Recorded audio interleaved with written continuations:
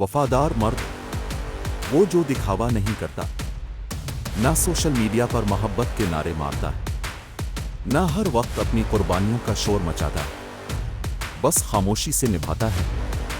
जो थका हारा काम से आता है लेकिन बीवी के चेहरे पर मुस्कुराहट देखकर अपनी थकन भूल जाता है। जो अपने कपड़ों के पैसे बचाकर बीवी और बच्चों को नए कपड़े ले देता है। जो अपनी दवा के पैसे रोककर माँ बाप, बीवी और बच्चों पर खर्च करता है। जो खुद रो रो कर सो जाता है मगर दुनिया को सिर्फ हंसी दिखाता है। और जब कोई दुख या तकलीफ आए तो सबसे आगे खड़ा होता है, अकेला, खामोश, मजबूत।